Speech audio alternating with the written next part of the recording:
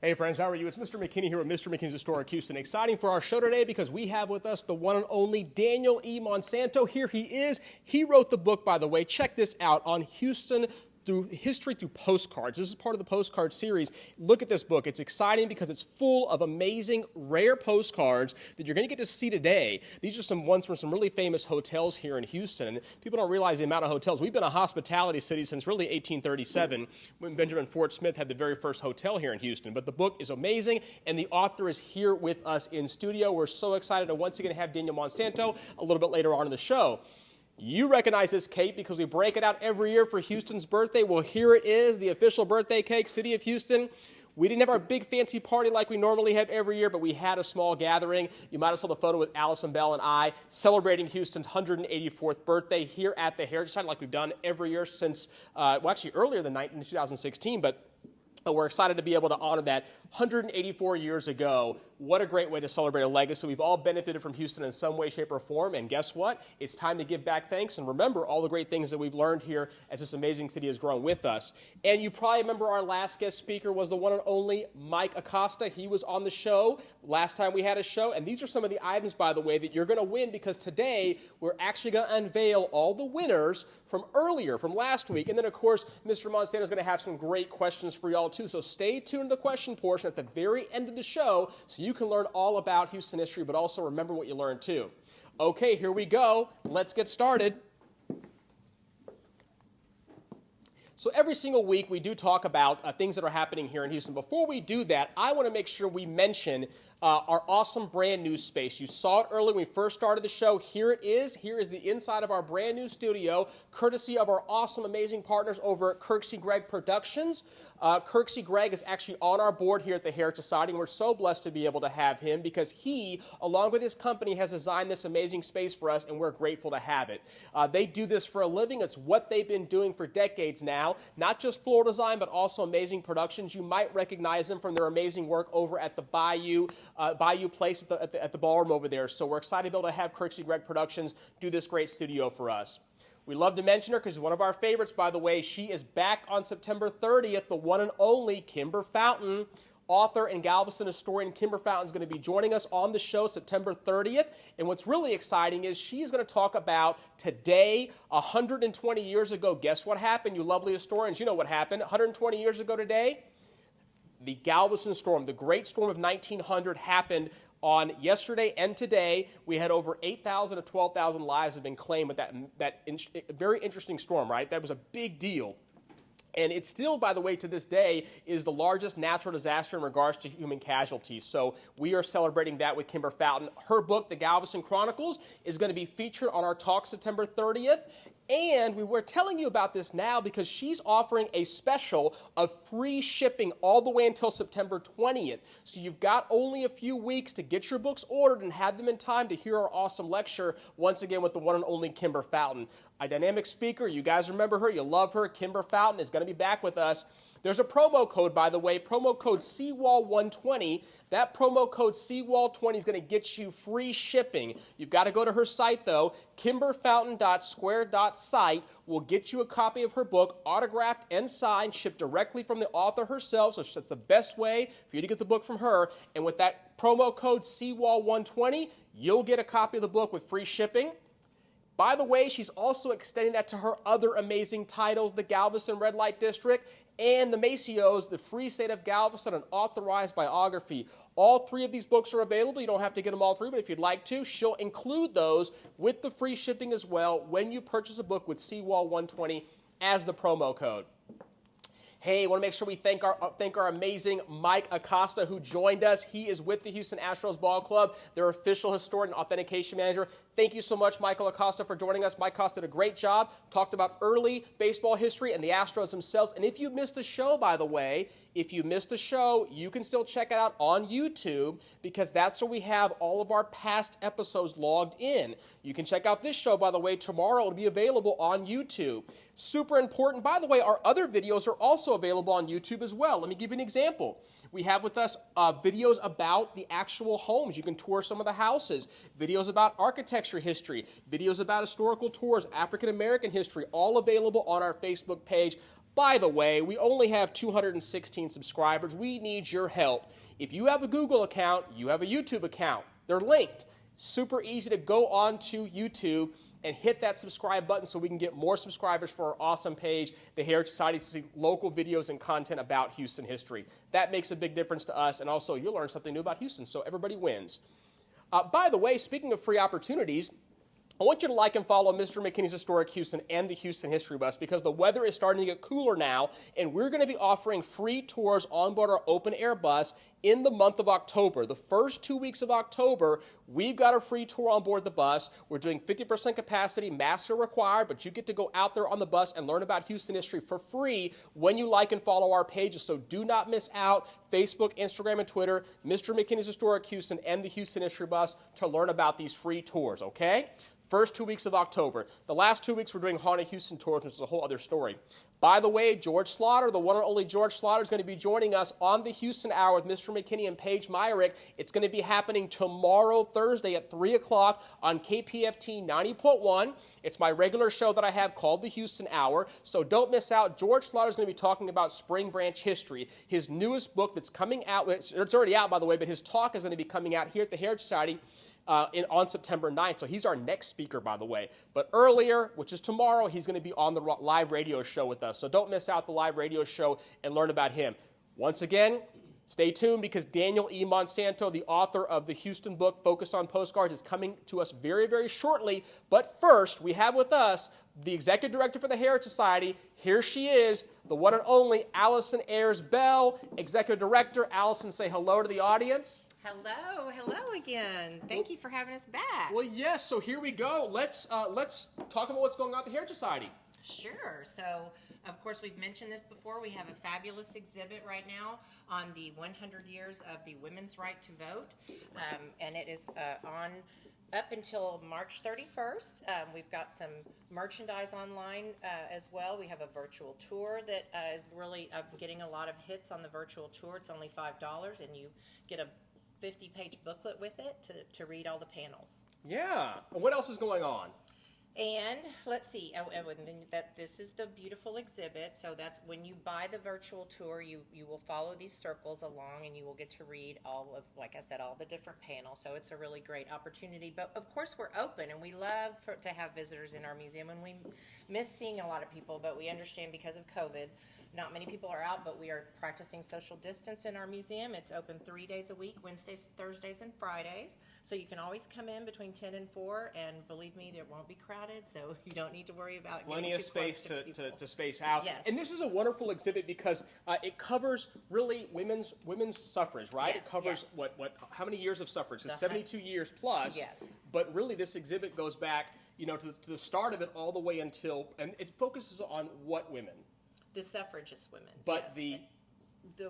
the Houston women. Oh, I'm sorry. Yes, of course. Our exhibit is about the Houston yes. women. And so we've got the national leaders here, but then all these women where you'll see the little symbol of Texas and Houston are Houston suffragists. And things like Julia Idison's dress we have on loan from the San Jacinto Museum. Yes. That our buddy Nancy Birch wore, she said a couple of years ago. Oh, that's right. At an event too. She's probably watching again. She probably is watching. She's one of our past winners for lots of prizes too. Yes. But this is a great exhibit that focuses on Houston women. And that's important because, we've heard the national stories. You all know who Susan B. Anthony is. You know all the other names and the greats. But what about the local women like Annette Finnegan?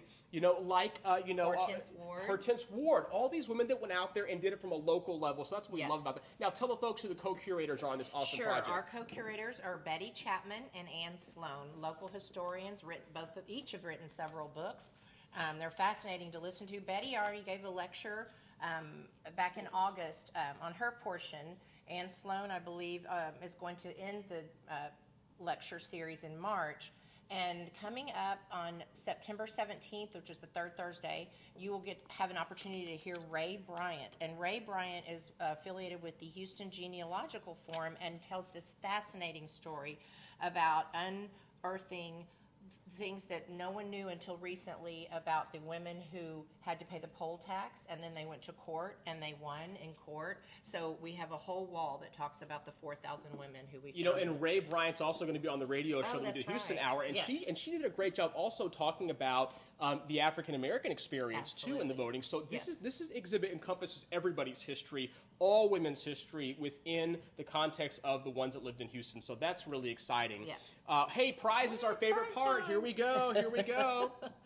Oh, and there's the wonderful, yes, Mike Mike Acosta. Acosta with an he brought all these jerseys. I hope you all got to watch, or you can tune in on YouTube. My brother watched it long distance from Austin because he's a huge Astros fan, so he thought it was fascinating.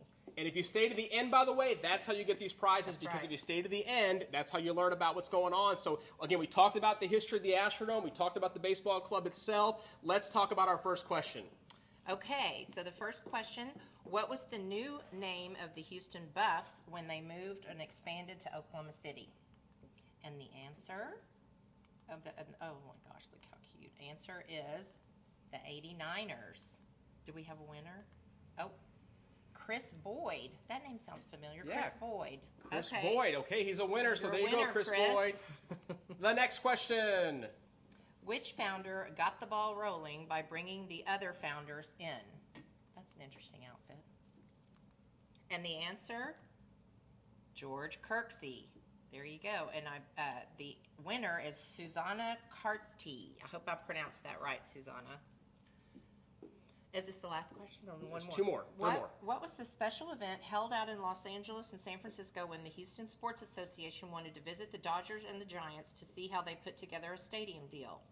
And you have a hint. It was a tour. What was the tour called? Answer.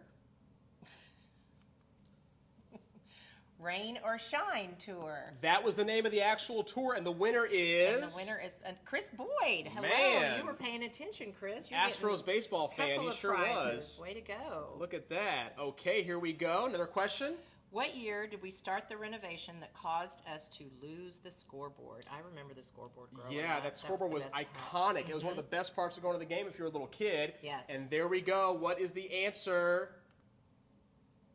1988. And the winner is... Dan Maxey. Dan Max, you're the winner. There he is, Bud Adams. He's the reason why we had that renovation. Remember, he was going to leave. Oh, He threatened to that's go, right. and then what happened later anyway? He left. Oh, man. Okay, here we go. What was the first game day for the Astros in the Astrodome? First game day, the actual game day. It's pretty important in Houston history. It is... April 9th, 1965. And who got it right? Let's see the winners. Oh my, it's a tie. This has never happened before. What do we have to get more prizes? We'll cut the prize in half, I guess. We'll just, no, we won't do that. It's a jersey. We're going to cut it in half. Yeah, we're going to cut it in half. The answer is 1965, April 9th, 1965, and the winners are... Chris Boyd again and Susanna again. Oh my. You see, they paid attention. They were paying attention and they were competing with each other. So do not miss out, because we're going to have some really good questions coming up. Okay, so again, Daniel Monsanto is going to ask you 5 questions at the end of the show based on his lecture today, so you've got to pay attention, okay? They'll be easy questions you know the answer to, because you're going to pay attention and watch the show, so there you go. Thank you so much, Allison Bell. And I just have to give you a Sure. shout out. I know you've been so busy, but I have to tell you, I went on one of your tours last week downtown with a couple of girlfriends and an open air bus, and we got to bring wine, and we had a blast, and it was beautiful, and they all called to thank me and to thank you. So well, that's very kind, thank you know, you. and Yes. I'm so happy the weather is getting cooler outside, because we as all Houstonians and Texans, we like it when it gets cool. There's actually a cool front coming in town next week. So the first 2 weeks of October, free tours on board the open air bus when you go to MrMcKinney.com and when you like and follow our social media page. That's so important to us, okay? All right, anything else? We'd love for more members. We love our members. If you all get a chance, you can join online. We've just recently revamped. You get lots of benefits that you can read about. You can watch that virtual tour for free. You can watch all of the lectures for free. So we love new members, so please go online. Thank you so much. And we've had great success with people actually signing up because of the show. So thank you to all those folks who've been tuning in. We do appreciate it. Well, this is the fun moment you've all been waiting for. We do want to introduce our guests. I do also, by the way, want to say these are the books we had earlier, by the way, the Galveston Chronicles. That's Kimber Fountain's book. I forgot to hold this up. I was too busy. But there it is. And then the Spring Branch history book that George Slaughter wrote. These are all available at Walgreens, Acadia, and Amazon, of course. But make sure that you, get that book from Kimber Fountain early so you can be excited and follow us on the tour. Well, let's get him on board the show. The one and only Daniel Monsanto. Come on down. Here he is, the author of the book, Houston, the part of the Postcard series. Say hello. How is everyone doing tonight? Well, sit on down. We're going to get started. Here we go. We're just going to get a little situated. Fantastic. Well, it is an honor to have you on the show because, like I said, your book has been able to bring people excitement about the postcard, world. There aren't very many books. In fact, probably the last book was Joy Lent's book, right? And that was like 83. That's correct. Wow. So this is exciting. Let's do this. Let's start out with the basics, really. Daniel, tell people how you got started with this book. Because I know that you were the past president for the Houston Area Postcard Association, or Club, right? I was indeed, yes, for I think 2 to 3 years. I was. Look at that. The book actually came about, I'm not quite sure how Arcadia Publishing got my information. I think somebody just called him and said, this guy has a pretty extensive collection, and give him a call and see if he would be interested. So what we ended up doing was getting together with one of their editors. We met, looked at some of the collection that I had at the time. They basically were blown away by that and said, we'd really like it if you did this for us. We're looking for new material, especially for your part of the country. So there it was. And it had always been something in the back of my mind I wanted to do. Just wasn't quite sure how, and they made that possible. So that's more or less how it came to be. Awesome. And then talk a little bit about the Houston Area Postcard Club. I mean, because I know there's also events and opportunities, not now because of COVID, but how big is the card club collection here in Houston? The collectors, how exciting are they? How big is it? So, the Houston Postcard Club has gone through kind of a metamorphosis. At one time, when our hobby was a lot more, I think, popular as far as collecting goes, we probably had upwards of 40 to 50 members. If not more. And our show was one of the biggest regional collecting type events of its nature. As time has gone on, obviously some of our dealers have passed away, some of our collectors have passed away. So it's a little more of a cottage industry now. It's probably about half the size it was, if not maybe less. But it's been around in some form or fashion for well over 40 years, if I'm not mistaken. And the current club, I know, has a pretty active little membership group. There's also a club in Tomball as well. So the two clubs together probably encompass 40 to 50 active collectors, maybe more. So that's more or less how that has come to be.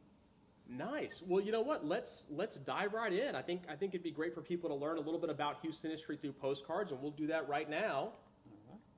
Let's see. Let's talk about the early years in Houston with some of the postcards that you have. Talk about this card. So that is a view of looking up Congress Street, and some of the most incredible parts about this card are that it's a private mailing card, which meant it was established by an act of Congress in 1898. That view likely dates before 1898. You're probably looking at 1893 to 1895. You're looking at a view with, as you can see, a casino on the right-hand side, and then other stores, mercantiles, horse-drawn carts, dirt in the streets, not even paved, there's not even bricks down. This is basically what downtown Houston looked like block to block until you got into the residential sections. And what I love so much about that card is just the snapshot quality of it, just the look that you're seeing, the view back. I mean, if you go obviously down Congress now, you're going to see a wall of skyscrapers tailing off into the distance, 5 lanes of paved traffic. So it's just unbelievable to look at that and know what we have now. It's one of the earliest views that I have in my collection, if not the earliest. And I just love looking at this one because of how much is shown on it. And then show people the actual card. I think it would be great because you actually brought some of the actual cards themselves. So this is the actual card that you're seeing on the screen here. And if you notice, it's obviously a little more tinted. It's a little more faded off over time, but it's still very, very good shape overall. I'm going to turn it over to you. You can see the back as well.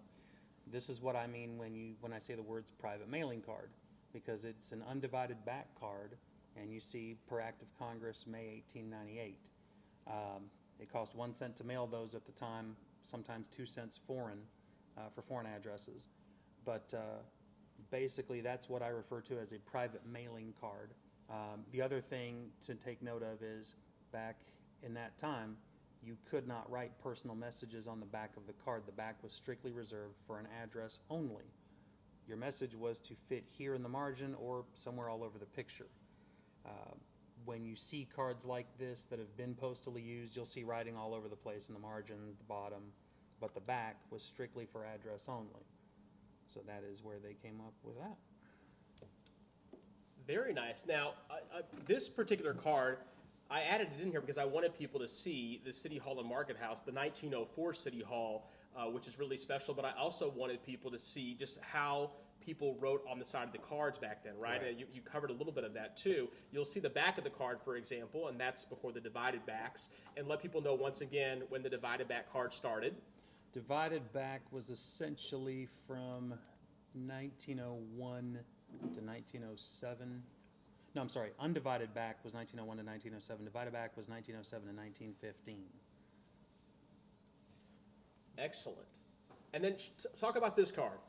So this is a view looking from the roof of the American Brewery, and you're seeing basically the entire skyline of the city. This card is essentially from the same time period as the Congress Avenue card. It is also a private mailer, as you can see, with the white space at the bottom for a message. Of note, you're seeing the old criminal courthouse, I think dead center, and then off to the side is City Hall. There it is. There's the old courthouse. Yep. Yeah, check it out. And then you also see the Stowers building. Pronunciation, yeah. Yep. And as you can see, obviously, we don't have anything much above, I'd say, 7 or 8 stories out there, including church spires and the courthouse itself. So this is at a time period when the city was really just kind of establishing itself as having a true core of buildings, a grid work of buildings and businesses setting up shop. I mean, prior to 1890, you were hard pressed to find a lot of masonry buildings outside of maybe a 5 or 6 block zone, and now you're starting to see the growth. And this is just one section of the city at this time period. If this picture was to continue outward, I think you would see probably another 2 or 3, maybe 4 blocks worth of buildings in this size range. But this, I really like this one because it just shows the core of the city as it's really beginning to establish itself. So real quick, we're getting some feedback. Well, let's introduce the guests that are on right now. This is wonderful. We've got some fun people. Michael Bloodworth's on, of course. Michael Bloodworth does some really fun events over at the Houston Aviation History page. So follow Michael Bloodworth's page. He's on board. Jill Brooks, our awesome board members on. Terrific exhibit, she says. Barry Scardino Bradley is on. She says louder, by the way. Everyone's saying louder, so we'll just talk a little bit louder. Gotcha. So no problem. That's good Will do. feedback. Sandra Lord is on the show. Sandra Lord, we're going to talk about your book towards the end, but Sandra Lord is on with us. She's going to be our awesome speaker on October 9th, October 14th, actually, a day after her birthday. So, yeah, that's the feedback. A little louder. Nancy Birch is on, too. Nancy Birch, you're wonderful. And Lloyd Smith. Okay. So this is a great postcard because, like you said, it's going to take us to an early view of Houston. And you're right, not very many tall buildings. We don't get skyscrapers until, 1896. So let's keep going forward. Then how about this building? So this is the Cotton Exchange, which is still standing. It is down pretty much almost to the foot of Main Street. Gorgeous building, about 3 stories tall, I believe, almost 4 in this view. If you notice the ornamentation above the front here, that actually has changed. There are later postcards that show that architectural adornment has been changed in the view. What I really enjoy about this one is it's giving you an environmental look down both streets. You're seeing the surroundings for this building. You're seeing it basically just as it's beginning to densify down Main Street into the 2, 3, 4, and 5-story brick buildings. This one is just one of the most beautiful buildings and that is still standing in the town. I really enjoy walking past it and looking at it.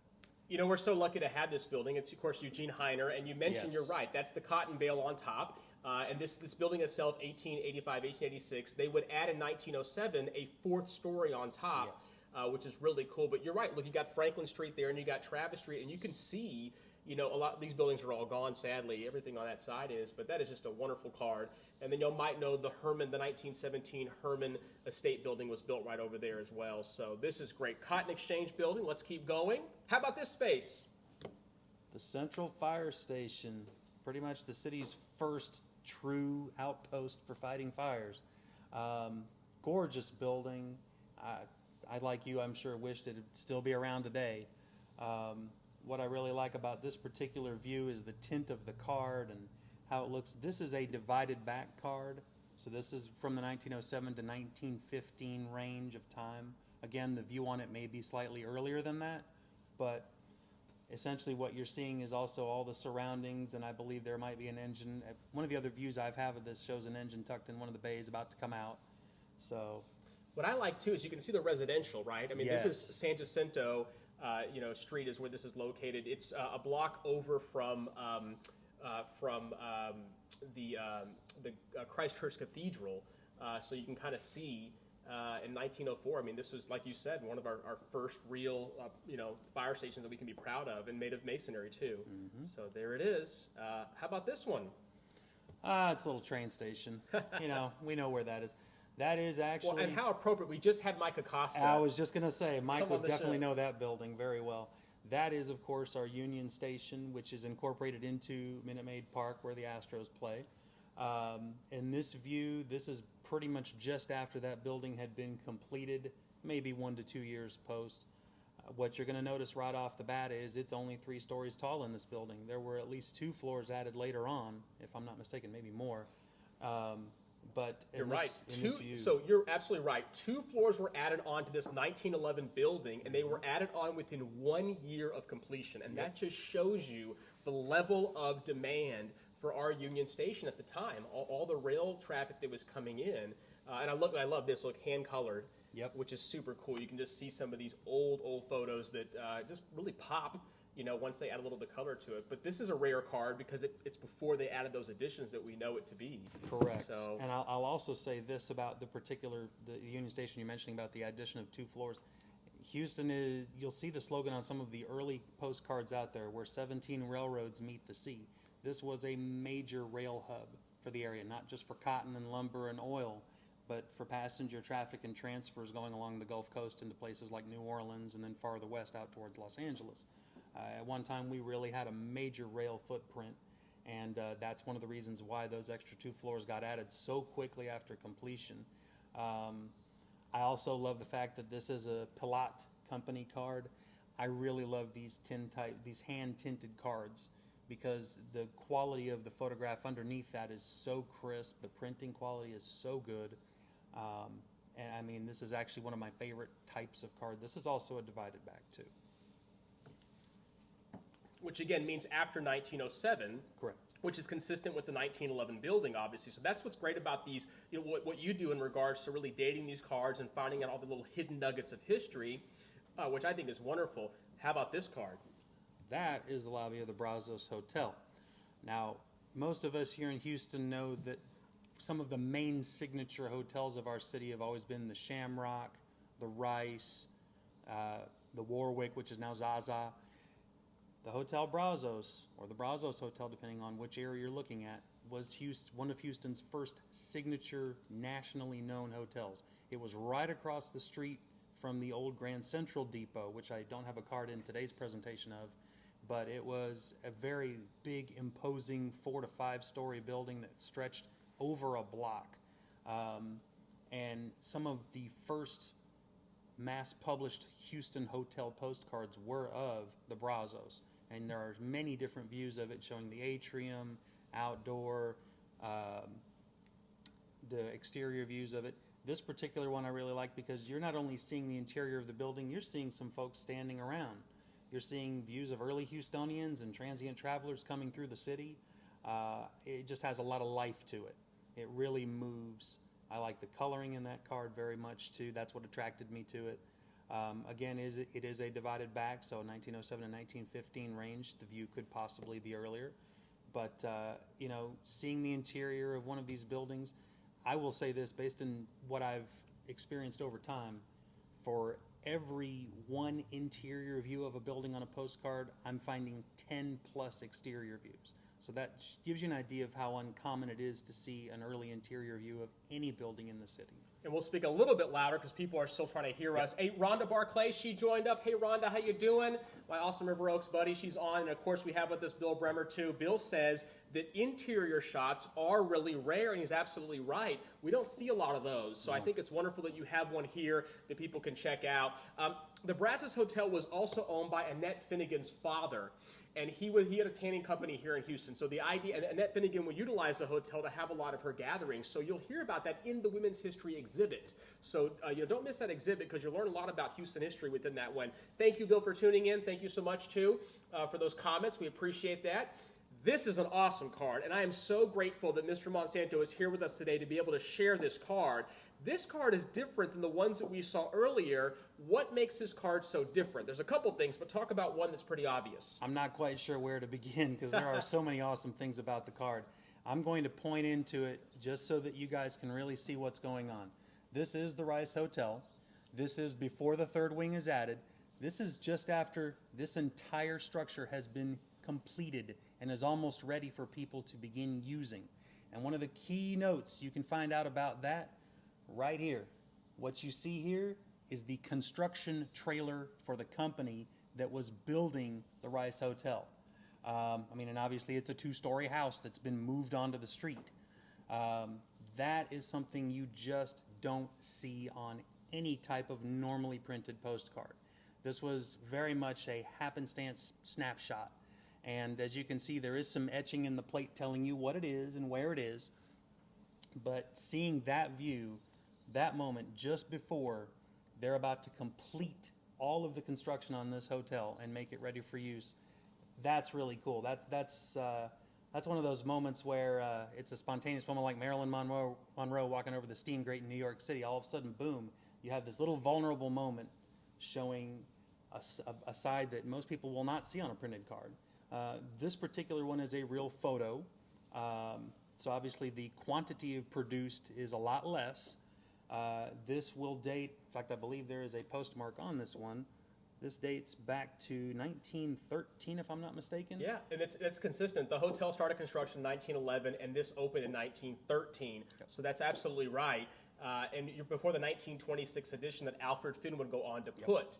But this is a really special card. I also blew this up so you could see the word Majestic Theater, which Jesse H. Jones also owned a block over on Travis.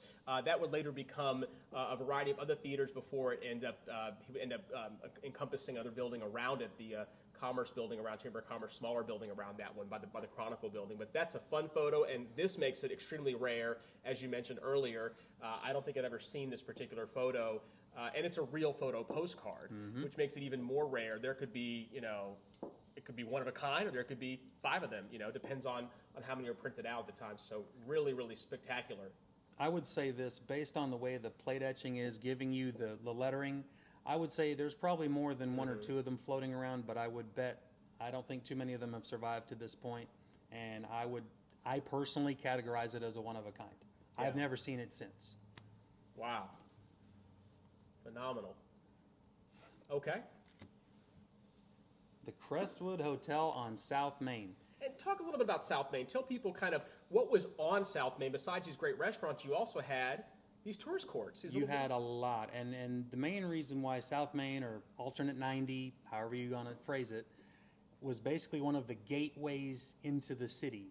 Most traffic from the west flowed into and out of Houston on 90. And so all of these tourist courts began lining up, starting from, I would say, just south of where the current South Loop and South Main is, where the Whataburger is, just before you get into the Astrodome and Reliant area, all the way up to the split with OST, and all the way up actually into the Texas Medical Center. They were lined with hotels and motels just like the Crestwood. What's really neat about this one and why I chose it, I really like the architecture. It's very distinctive. Hotels and motels of that time tried to do everything they could to lure people off the road to stay with them. So you had a really ornamental sign up top, you had this little portico and entry, and then staring in the background, if you can barely see it, the Astrodome is hiding right behind. So that was obviously a major draw. Just after the Astrodome was completed, there were a lot of people coming into town to see it. It was the eighth wonder of the world. And all of these motels popped up like crazy, or really began to pick up on tourism traffic as the Astrodome opened up and began hosting events. Shout out to Andreas Escobar. He says, beautiful. I love the rice. He was a bartender at Sambuca for 2 years. So Andreas Escobar, thanks for sharing that awesome comment. Bill Bremer also reminded us, of course, the Majestic Theater was located on Texas Avenue, and Texas Avenue, actually Milam, closer to the Milam section. Yes. And that was back in 1913 when the photo was taken. Of course, that's where the Houston Symphony was founded, inside the Majestic Theater. Not to be confused with the 1925 Majestic Theater that Millie Esperson would build over on Travis and Capel and Rusk, Travis and Rusk, rather, a little bit later on. So let's go to the next card. Fun hotel. One of Anna Maud's favorite. This is one of Anna Maud's favorite motels. She tells me the Tidelands Inn. Talk about it. The Tidelands. This was one of the largest motels along South Main, other than, of course, the Shamrock. This basically sprawled for almost 2 blocks worth of space, if not more. Several different annexes built onto it, as well as the nightclub and the restaurant. It was close to Rice Stadium. It was very close to the Texas Medical Center. In fact, I think that property's kind of been co-opted into Rice University, if I'm not mistaken. I may be off on that. But it was a massive, massive series of buildings. I forget what the room count was, but I know it was over 300 rooms. Just sprawling thing, huge swimming pool. As far as from a postcard perspective, this is a chrome card, so this is going to be from 1939 to present. Obviously, this one dates more into the 60s and 70s based on the car parked right there. The Tidelands actually has a lot of different cards made of it. This is, I think, one of the only night views that exists. These were a little more mass-produced. They're a little easier to come by. This is one of the rarer of that group, but I really like it because the sign, the way it pops, the neon, again, they're trying to lure people to come in, to stay with them. Anything that draws attention and traffic is what they were going for. You know, they also had a great nightclub in there as well. People would come just for the entertainment and just to be able to really enjoy some live entertainment. So I've seen some great photos of that over the years. And they would add additional, sections onto it. And this building is sadly gone, but there is a Rice University Texas Medical Center Research Center that's on that site now with a plaque that talks about the Tidelands Motel being on that site. Phil Stewart with Discovered Houston Tours. Phil Stewart just said there was also 2 train stations downtown, and he's right. We have, of course, the 1887 Southern Pacific Rail Depot, and then we also have the MKT Rail Depot, which is just north of University of Houston downtown. So you were right, Phil Stewart. Thank you for bringing that to everyone's attention as well. Let's go to the next card. Speaking of the Shamrock. Speaking of the Shamrock, this is one of those buildings I think that everybody in Houston who's been here a minute still, I think, misses to this day because of the significance that it held in the city. It was basically one of Houston's first primetime close-up moments with the rest of the country. It really was. George McCarthy sinking all that money into this investment, bringing top-quality entertainment to the city. I believe the night it opened, there was a massive amount of gridlock around the hotel that lasted for hours. People couldn't get in or out. This particular view, I think, is going to be dating us into the late 60s, early 70s, if I'm not mistaken. The Shamrock obviously had one of the largest swimming pools in the city, if not the largest. You see some 2-story cabanas that go out to the side, and then, of course, the main building, and then the meeting and banquet halls, as well as parking here to the corner. This hotel, if I'm not mistaken, was demolished in the late 80s, 89, if I'm not mistaken. 87, yeah, 87. June of 87, it was demolished, and the rest is history. It was a parking lot.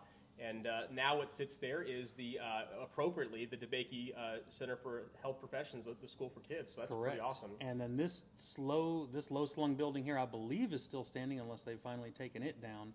And, of course, you have an ornamental fountain. This is more or less where Holcomb is and where South Main is.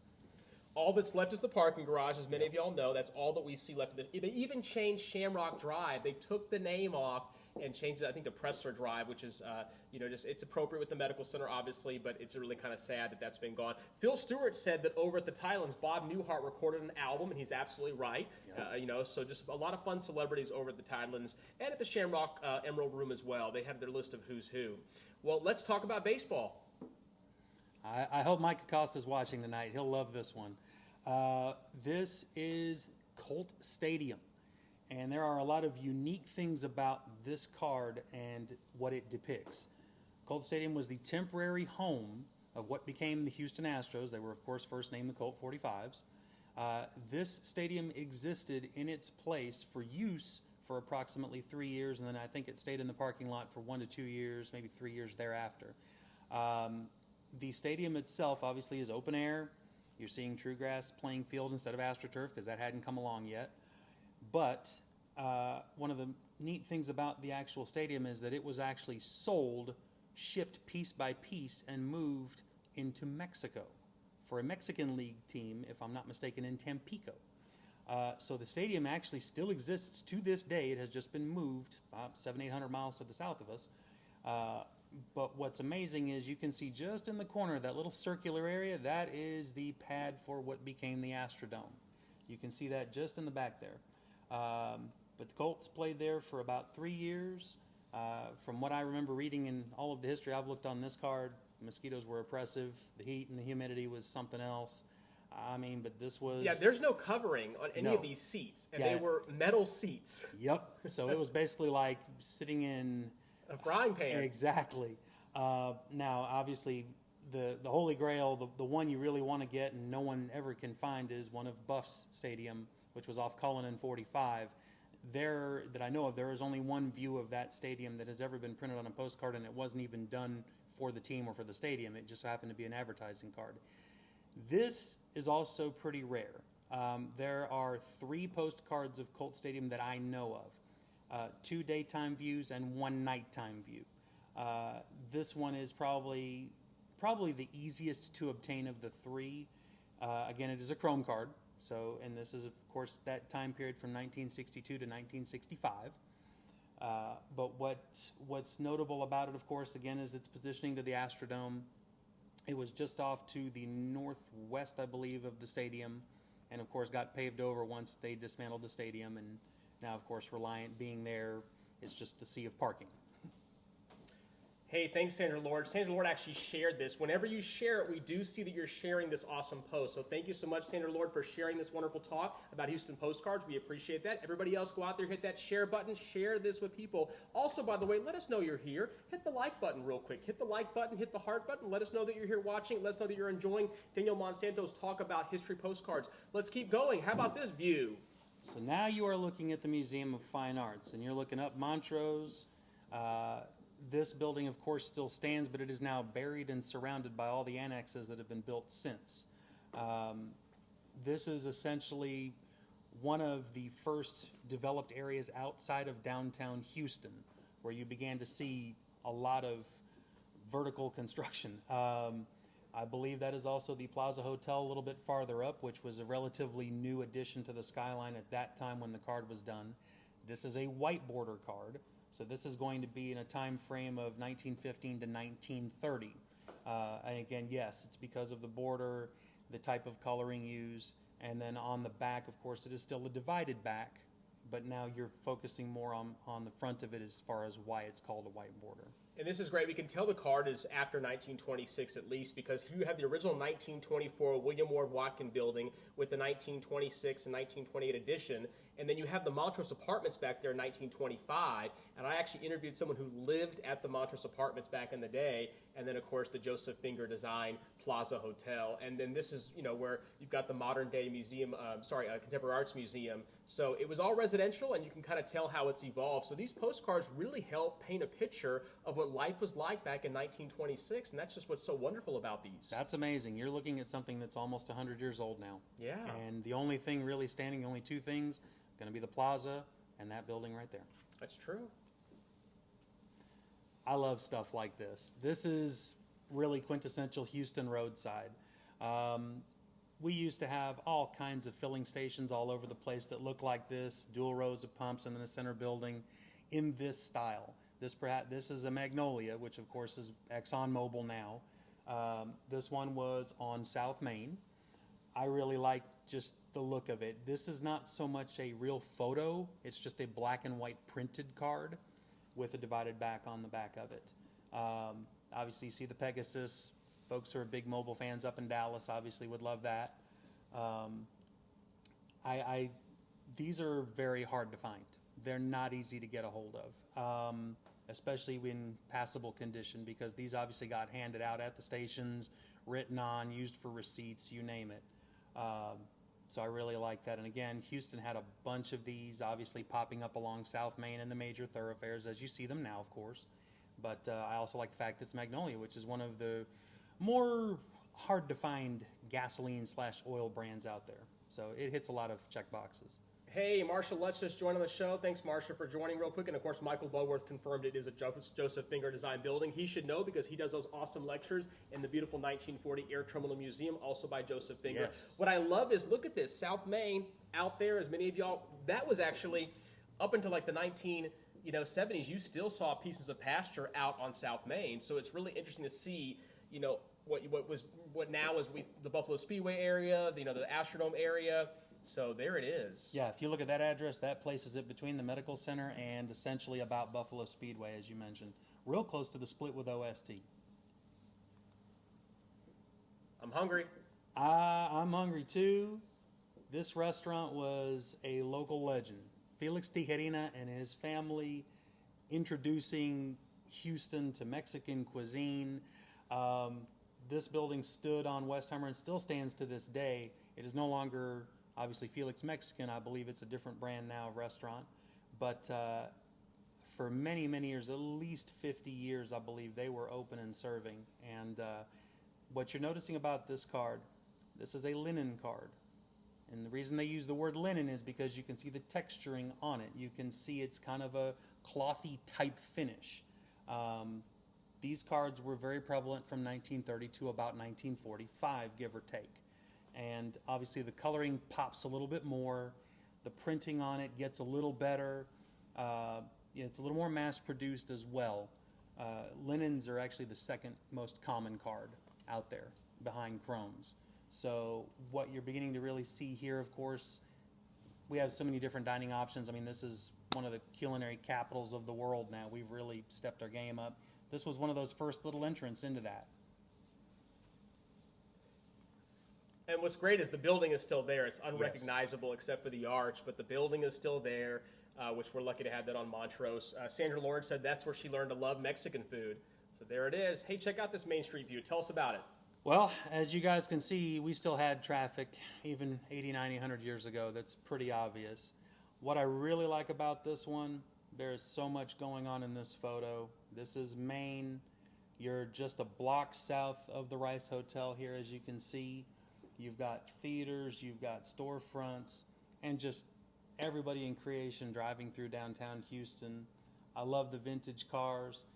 I love how they've colored this. I mean, obviously, it was a black and white photo again with coloring on it, but they did, I think, a masterful job putting this together. This is also a white border card.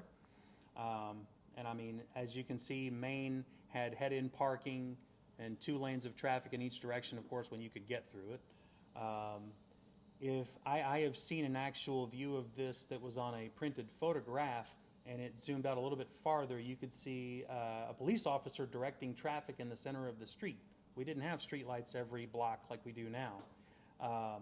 So if that view continued, you would have seen that. But what a bustling view. What a fantastic look at how crazy busy this place was, even 90, 100 years ago. Yeah, you've got Texas Avenue here. You've got Capitol right over here, and there's, of course, the Rice Hotel. Yep. So that's really Foley Brothers Way over there on on Main Street. So let's go to the next one. This iconic structure, everybody knows what this is. Tell them about it. This would be the Esperson building in downtown. Still standing to this day, just as beautiful as ever. This is kind of a wide angle, backed up view, showing stem to stern how big and imposing that building actually was as compared to its surroundings in the day. This one is a white border, as you can see. The Esperson with its cupola up top and everything. I really like this one too because it's more of a softer image. It's not bold. It doesn't jump out and grab you, but it still is right there and able to have its presence known in the coloring that was used on the card. Foley's unbelievable. I to this day still remember as a kid going down into the basement of Foley's with my mom, going to the little bakery and also the kids section that was down there. This is sorely missed, I think, by a lot of people. This was one of Houston's first signature department stores. I mean, obviously the Foley brothers being in town way before this came to be. This building, I believe, came about late 1940s, if I'm not mistaken. 1947, yeah. 1947. 1947. Before they added additional additions on, and they would make it larger, of course. That is correct. And this is also a linen view, as you can see the kind of cross hatching in the back. Oh, by the way, chime in real quick if you have some great stories about the Foley's, whether it's the windows, whether it's the restaurants that were at Foley's, of course. I know Nancy Birch tells some really fun stories about that too.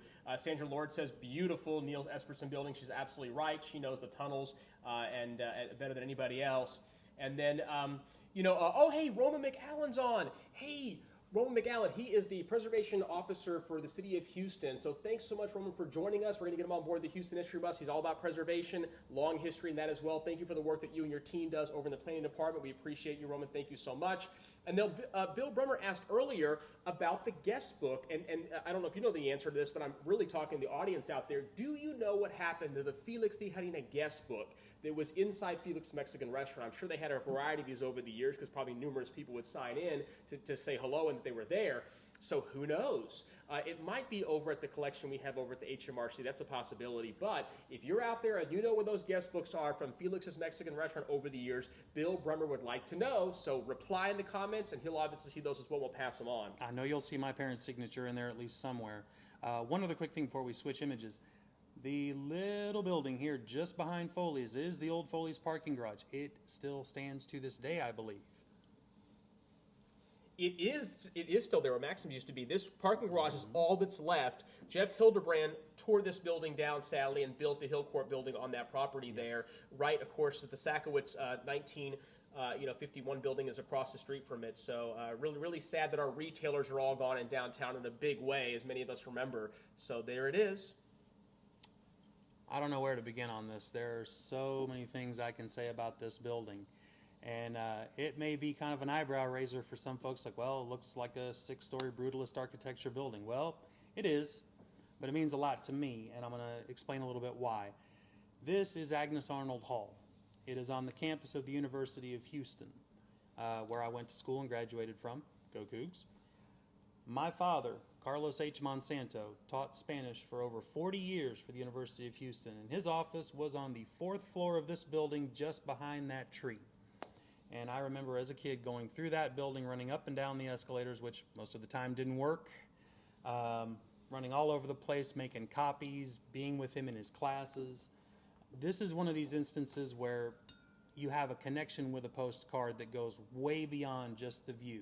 It triggers memories for you. This is one of the main reasons why I began collecting. When you look at this building, obviously it's not much to look at. And I mean, for the longest time, it was open air. There was no air conditioning in these hallways. The only air conditioning existed in the classrooms when you open and close the doors. They have since, I think, glassed it in and made it climate controlled. But for the longest time, I just remember going in and out of that building, pulling up on that driveway right there, picking my dad up, especially when I was going to school. He was visually impaired, so it was kind of hard for him to get around. But that building just has a lot of memories for me, a lot of memories. And it's an example of some of the architecture that is on the U of H campus that dates from the 60s and 70s. And I believe this one is, if I'm not mistaken, a very either late 50s or early 60s edition. So, but this one really gets me. Really does. The Texas Medical Center. So what I really like about this view is that this is before TMC really began going vertical. UC Herman Hospital up here. Methodist and the medical center building is down here in this zone. The medical center just exploded in the 1950s and 60s, and this is just before all of that really began happening. I mean, look at all the empty land that's still there in this view. And over here, you're seeing the campus of Rice University and what was originally the site of their first football stadium here. And of course, later they built the new one a little bit farther off to the west. I'm blown away by this view so many times when I look at it, because when you look at the medical center now, the medical center has enough office space to be bigger than downtown Fort Worth and San Antonio combined, and it's actually starting to sneak into Dallas's territory. So, not to brag, but yeah, we've got Two comments before I want to get back to this postcard in a second, but two comments that we have. One of them comes from Bill Bremer, who says, your father taught him Spanish. Yes. How about that? And shout out to Bill. Good to see you, my friend. Yeah, you guys know Bill Bremer, right? He is really active with KPRC history. He and his lovely wife have worked at KPRC for decades. This amazing power couple that really, I learned so much about KPRC history through listening and watching Bill. And so he has a really good page as well. So like and follow him as well. Yes. And then Roman McAllen, the City of Houston Preservation Officer, says, making the connection. Carlos sold Marabamas at the Common Market. I met him back then. Okay, I guess he is absolutely right. My dad, who was originally from Guatemala, used to play a musical instrument called the marimba, which is basically a giant wooden xylophone with little beeswax resonators underneath it. And that is exactly, I believe, what he remembers, because my father used to bring him from Guatemala, set him up, sell him to folks he knew. He used to play in a band with it down in Guatemala when he was a kid. And that's really neat. That was a good memory. I like that. You see, this is why we love Houston, because Yes. it is the biggest small town that I know of, and I just love the fact that you're making all these connections as we're sharing. Thank you so much, by the way, for Roman for sharing the page, because he shared it on his Yes. page a second ago. It doesn't cost you anything to share the video we're doing right now. You're really helping to spread the work of the Heritage Society and the awesome work that Daniel Monsanto has done in his book. It's right over there, Houston. It's all about postcards and the history of our city. You do not want to miss out, okay? Let's finish up with this card. There, by the way, is the Medical Tower building, Yes. built in 1956. And that's exciting because that's a brand new Westin Hotel now. There is the Thailands would be right over here. You can kind of Yes. see them peeking out over there as well. We see the original Herman Hospital, 1925. You see the 1950s version over there as well. Herman Professional Building over there, the first building outside of downtown Houston that we think of when it comes to office building. Not the first, but one of the main ones. Yes. So this is the campus of Rice University, and then Herman Park. So really awesome card facing to the north. I think it's wonderful, and I love the fact that you brought it with us today. Let's see what else we have over here. The San Jacinto Apartments, I believe, which, if I'm not mistaken, are still standing. I mean, I know Midtown is developing so rapidly, it's hard to tell anymore. But what I really love about this, you've got the city bus parked here. So few of these Chrome cards show things like that. They'll show regular car traffic, but that was one of the things that stood out to me. And plus the fact it's a residential apartment building. Houston, obviously, from the beginning was more of a wood and brick type city. You didn't get into large apartment developments until you got into the 1920s with the Plaza Hotel apartments and beyond. This is a really good sample of what basic urban development looked like for residential as the city grew. This, I believe, dates into the late 30s or 1940s. It's very Art Deco. I'm thinking Ann Sloan might know, or Betty Trapp Chapman might know more of the ear on Or this. Barry Scardino Rowley, our one and Oh, only. yes. So you'll hear all about that when we talk about architectural history. But there it is. And then we have this jet set that I know Michael Bloodworth knows all about it, so he'll probably be chiming in. I was going to say, I expect a comment from Mike any minute now. Tell people what we're looking at. This is one of my favorite views of Hobby Airport, which, of course, Houston International Airport prior to that. What I really love about this was one of the first visits paid to Houston by one of these airliners. And, of course, they captured it right front and center. Hobby, of course, has long since been redeveloped. The original terminal building is still there. I know Mike will definitely concur with that. But there is now a center concourse that shoots out of this middle part. And the two arms to the side, the two concourses have long since been demolished. What I love about this, though, this was when we entered into the jet age as a city. This was prior to Intercontinental Airport being built. I I know Michael would probably be like, hey man, if this card kept going to the west, you'd see our building too, which of course is the 1940 Air Terminal Museum now, but was our first air terminal. And Michael Bloodworth's great. Michael Bloodworth can actually probably just tell you what year this is. It's obviously after 1954, and it's before 1969 when we got IH. But he'll look at the plane and be able to say, I can tell you. So Michael Bloodworth, if you're listening, I want the comment. You need to come on. Tell us chime exactly in. what Yes. year this is. We want to know the exact year, and we also want to know the month. 1960. He says, actually, he chimed in. Michael Bloodworth, the one and only, says KLM first service Houston by foreign airlines in 1960. So the photo has to be after 1960. And this is why you need to like and follow Houston's aviation history of Michael Bloodworth, because he is an expert when it comes to the field of Houston aviation history. And he knows exactly this photo was taken once again after 1954, because the building is built, we see now. It's before we say Hobby Airport, number 2. And number 3, it's after 1960 because KLM didn't service us until 1960. So that's the kind of information you're going to learn from Michael Bloodworth. So I love the idea of people chiming in. Really makes a collaborative effort. So thank you so much, Mr. Bloodworth. Fantastic view. And I will also say this, of course, this is the signature of international air travel, which Houston was an international destination prior to this, but this is showing you large-scale international travel coming into the city now. And this card too. Oh gosh, talk about this. He just passed away. He did. I just saw that. Oh my gosh. Jimmy Menudas, absolutely. This was one of Houston's premier night spots for rhythm and blues, for jazz, all of the wonderful different types of music that we got in this city. We can thank Jimmy Menudas for a lot of that and the exposure he gave us. This club on OST housed some of the most amazing acts of its day. I believe Sammy Davis Jr. was there. I want to say Little Richard may have come in. So many I can't even begin to name it. Another one that really gets me. Now, there are things about this card that I think are going to stand out to a lot of people if they take a close look and study it.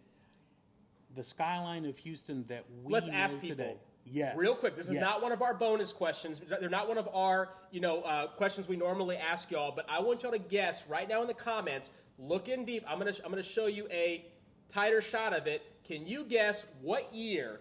What year is this postcard? Because I know the answer just by looking at it. But I want you to guess right now. Chime in what year. This is not going to be one of the questions, but we want to guess. The thing about, there's so many things about it, but the thing about the card that drew me to it, this is actually one of the very first postcards that I ever owned. My mom used to work at the Sam Houston bookstore and the rink level of the Galleria. She was in inventory and bookkeeping, and they had several display racks of cards in the bookstore at the time. She would bring home extra stuff that was basically being charged off or not sent back to the vendor. She gave me that card as one of my very first cards of the city, and I was hooked. And there are so many reasons why that card to this day is probably one of my favorites, if not my favorite card of all of them. You see so much under construction. You see so many different skyscrapers that we now know today. This is the Houston that we all know just as it's being born, just as it's coming to pass. You see so many different buildings. The Enron building is under construction. What was the United Airlines building was there. You've got what was NCNB Plaza, which of course is Wells Fargo now.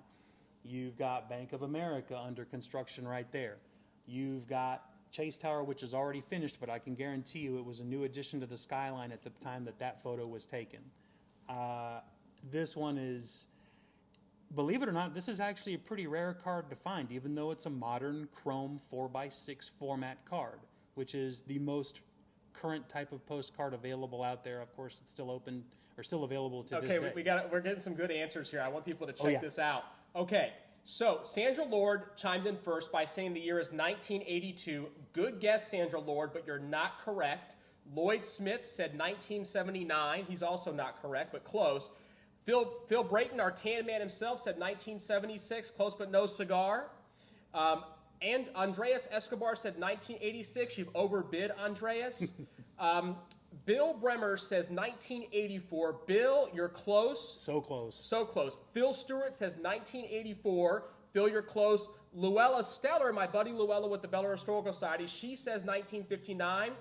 It's a little past 1959, but there you go. Sharon Schmidt Samson, Samson, who's actually won numerous prizes before.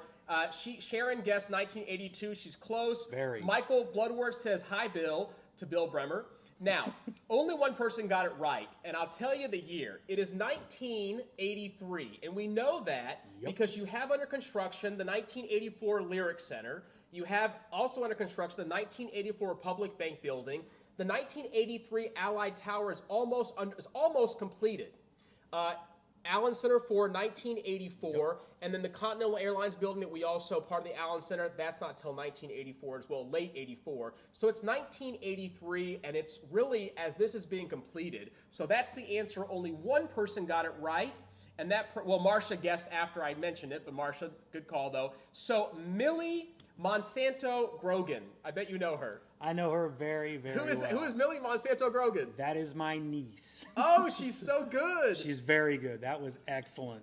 Good very job. Good. You didn't tell her, right? No, See? not at all. She heard your lecture. She heard the clues. So that's really great. And look, the Alley Theater's parking garage also started construction and built in 1983 by Geraldine Hines to accommodate the 1984 Republic Bank building is also under construction. So this card I've never seen before. I haven't even seen this photograph. Because obviously a lot of times these postcards, the photographs are taken by a photographer, an aerial shot, and they're sold to other posters or other items. But who's the photographer? Can we see? So this was published by Jan D Cards, which was a local Houston company. And let's see, photo by David Damiani, who was the son of the lady who ran that company. Look at that. And what I really like about this, of course, we've kind of covered it. This is one of the more difficult to find modern chrome cards of the city. They obviously had a fairly decent sized printing run when it was done back in the 80s, but for some reason, this is one of the ones you just don't see, even at postcard shows or in people's quarter boxes at the show. So I'm really, really happy to still have this after all these years. And yeah, shout out to Melissa because she knew the year. I'm blown away by that. Nicely done. Nicely done. It's easy to get 84 because, like I said, these iconic structures. But what gives it away is they're not yet completed, and this is nearly completed. Yep. So how about that? Awesome, awesome. Well, there it is. There's a couple of bonus cards. I know we're kind of getting towards the end of our lecture. This is really super special because you have with us the originally Carnegie Library, built here in Houston, 1904. So that's important. And then we have the 1941 Millie Esperson building next to the 1927 Niels Esperson building, Houston's first fully air-conditioned office building on your left-hand side, built with air conditioning in mind. Yes, the Rice Hotel had air conditioning prior to that, and yes, City Hall had air conditioning, but still, we consider it the first fully air-conditioned office building. The old Charles Bender building, there it is, Bender Hotel. It sadly became the San Jacinto Hotel, and then it was demolished for a parking garage, so we no longer have that there. I'm going through these kind of quickly. These are ones that I added on just to see if we had more time, but we're a little bit out of time, so I just added these on to make sure so they're not part. The author didn't provide this, so I don't want to put them on the spot, but more importantly, I just want to kind of get through them so you can enjoy them real quickly. The 1929 Gulf building over there. This is, of course, the Samuel Fane Carter building, 1910 over there, that Sandra Lord had an office at for many years and got to know the people over there. This is fun. This is the Christian Sanitarium in the Houston Heights, but it really is the original Houston Heights Hotel and Convention Center. This is what Oscar Martin Carter built in 1896, and it was significant because it was a way for people to stay in Houston, the Houston Heights rather, while they surveyed their lots or looked for property in the area, and it became a gathering space. So there it is on Ashland and 19th Street. This is an old Houston postcard prior to 1983. We know that because the 1970 One Shell Plaza is right there. The 1976 Pennzoil Place building as well. The Tenneco building, and then you have the Humble Oil building is further out, 1963. So that's a good card.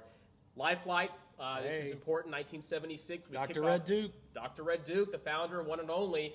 There's, of course, the Warwick Hotel, and it's prior to the 1983 Warwick Towers that are there, so we know it's prior to that, and probably 76 when they first launched it. There's the Rossonian. This is the Rossonian Hotel. Many people get this confused with the Rice Hotel because of the 3 bays. However, this much shorter building is nowhere near the 18 stories of the Rice Hotel. This book is actually covered in detail in Barry Scardino's book that she wrote called improbable Houston, and we're going to have Barry Scardino Bradley on the show coming up on October 7th. So you'll get to see the blueprints in the inside of this building as well. Justin Ross built this hotel named after himself, called the Rossonian, where Julia Idison lived, and also the Espersons lived here as well.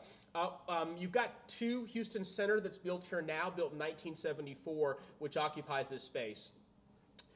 This is, of course, the 1904 City Hall, Market Square. Sandra Lord, we're going to talk about that with her upcoming book all about the ghosts of Market Square, so we like to put that in there. Well, speaking of, this is Sandra Lord's book I mentioned earlier. This is called The Ghosts of Houston's Market Square by History Press. Sandra Lord wrote this book, and we're going to have her on the show. There's her buddy over there, Joseph Meyer. And we're going to have this lecture take place inside the San Felipe Cottage. So you'll be able to hear and learn all about Market Square history with Sandra Lord as she brings it to life with us. And then, of course, we have her October 14th on the live show, a day after her birthday. There she is, Sandra Lord, celebrating 80 years young. She's very proud of that because she's been doing this for, she'll admit, for decades here in Houston, covering Houston history since the 1980s. So we're lucky to have Sandra Lord in studio with us on October 14th. Don't miss out. Speaking of great books, my buddy Priscilla T. Graham wrote the book about Camp Logan, the Camp Logan Mutiny. She talks about the history of Camp Logan in her brand new book. You can go to her site, PriscillaTGraham.com. History through the lens. Do not miss out, but learn about Camp Logan history through that. Thank you again to Daniel Monsanto. We greatly appreciate you being here and sharing your knowledge with us. Let's get those questions out, though, because guess what? There's going to be let's do 5 questions, actually. 5 questions. Improbable Metropolis, you're right, Barry Scardino Bradley, and I think I said that, just didn't come off my tongue so quickly. So The Improbable Metropolis is Barry Scardino Bradley's newest book, all about Houston architectural history in detail. You might know her from that blue edition, the newest edition that AIA puts out every single year. Well, guess what? She did something really special for Houstonians. She put it in book format in detail, and that's going to be on our show October 7th. So thank you so much, Barry Scardino Bradley. Let's see. Who else do we have chiming in? Well, 5 questions. Let's start with something we talked about. Give us our very first question, things they would have learned about by hearing us a couple minutes ago. I think we need to talk about Colt Stadium. Okay, so what's your question about Colt Stadium? Where was the stadium moved to? Okay, what city was the stadium moved to?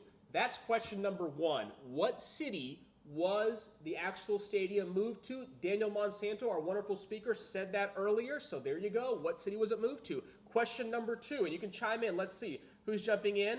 Sandra Lord's jumping in too. So you can go ahead and answer the question, by the way, because we need people to chime in. That's how you win the prizes, is by you chiming in. We've got people still watching the show, so you can right now guess. The question once again, question number 1 was? What city was Colt Stadium disassembled and moved to? Okay. After use here in Houston. Look at that. We got Lloyd jumping in. We have Marcia jumping in. We have Phil Stewart jumping in. A Discover Houston Tours, Phil Stewart jumping in. Great job. Bill Bremer jumped in as well. Bill, give me a call. I've been trying to reach out to you. Give me a call, Bill. Okay, next question. Let's see. How many floors did the original Union Station have upon first completion? Ooh, and that's a tricky one. That's a very tricky one. So here's the deal. Because there was a mezzanine level involved, okay? So if you look at windows, you're going to get a different answer. Do we want to ask that one or ask another one? That's a hard one, but we can ask it, though. I say we ask it Okay. and go off window count. Let's be fair and go off window Okay, we're going count. to go off window count. So you had to remember the original postcard before the addition. This is the 1911 Union Station, okay? How many levels was it based on the windows? So you've got it. We're talking about. So the question really is how many windows were in the original 1911 building in regards to floors? Because it's somewhat of a trick question, so I want people to know that. Okay, Rebecca chimed in. Now, Barry Scardino Bradley chimed in, but again, we were changing that question up, so we got some good answers over here. I'm going to let the windows. Nancy Birch, you're awesome, Nancy Birch. Thanks for tuning in. Nancy Birch, okay, great. Next question, third question, number 3. What was the name of the hotel pictured on South Main with the Astrodome in the background? Okay, this is important. What was the hotel on South Main with the picture of the Astrodome in the background? One of the photos that you showed earlier, right? Mm-hmm. Okay, so you got to pay attention to that. And again, you can watch these videos later on, but let's see who's chiming in right now. No one so far has chimed in, but we're going to see you guys chime in real quick. Say the question again. What was the name of the motel that was located on South Main that I showed on the screen with the Astrodome in the background? I made special note of it when we were showing it. So we'll see. See if y'all can get that one. You see, and his father's a longtime educator, so he's got the bug right there. So he's giving you these test questions. It's time for you guys to rise to the occasion. We got a couple of people chiming in. Lloyd's chiming in. Rebecca's chiming in. Phil Stewart, the one and only Phil Stewart with Discover Houston Tours. Thanks for chiming in. There he goes. Okay, look at Barry Scardino Bradley. She's watching the show. She's chiming in. Okay, next question. Question number 4. You mentioned my dad, so this one goes out to my dad. What was the name of the building on the campus of the University of Houston that I mentioned when that postcard came up? There you go. Okay, let's see who's chiming in. Bill Brummer chimed in earlier about the other question we had. So, Bill, let's see. Bill's probably going to know this one, I'm pretty sure. He's not chiming in. Bill, you're not chiming in, buddy. We got to get you in. You did the other one earlier, but let's see. So say it again real quick. What was the name of the building that was on the campus of University of Houston where my father taught Spanish for 40 years? I had mentioned it when it was up on the screen, I think, more than once. So we'll see if you guys can get that one. Okay. Barry Scardino Bradley chimed in. I'm not going to say if she's right or not, because remember, you don't find out until next week's show if you won, okay? And it's all done via stamped date on the Facebook Live. So thank you so much to Lloyd. Sharon, thank you again to Sharon. She's awesome. Rebecca also chimed in. Okay, the last question. This is a big one. It's your very last one. Question number 5. Go for it. We are going back to the very beginning of this postcard presentation. That's the only hint I'm going to give you. What was the street pictured on the view of the very first postcard we flashed on the screen? It was right there on the front. Okay. Let's see who's chiming in. We got some answers. Say it again for folks. A little bit. What was the name of the street pictured on the very first postcard that we showed up here at the beginning of the presentation when I began discussing it? It was a private mailer postcard. That's the only other hint I'll give you. I'll give you a hint. Now, it's an important street. It really was. It's kind of, a main thoroughfare, but it doesn't get the credit often it deserves. So we're going to talk about that. I mean, it has some really important Republic of Texas ties as well. We're not going to give it away. Sandra Lord probably is going to chime in too. People are chiming in, and we're getting some right answers and wrong answers. So we're not going to give the answer until next week. You've got to chime in. I mean, I've got some good answers. Rose, you're chiming in. Nancy Birch is chiming in, the one and only Nancy Birch. Okay, here we go. Golly. Hey, Nancy, let us know, what year did you wear the dress for Julia Idison? Julia Idison's actual dress for the San Jacinto event at the museum. What year was that? Chime in, Nancy Birch. I want to see if she's listening because she's wonderful. We serve on the board of the Friends of the Text Room together. Okay. Well, that's it. We're out of time for today. I want to thank you so much for joining us. Thank you once again to Daniel Monsanto for joining us. Get his book, by the way. You will do yourself a favor by getting a copy of this book. It makes a wonderful gift because you don't have to, like a certain part of Houston history, everything is covered in the book. So I want to thank, once again, Daniel Monsanto for joining us.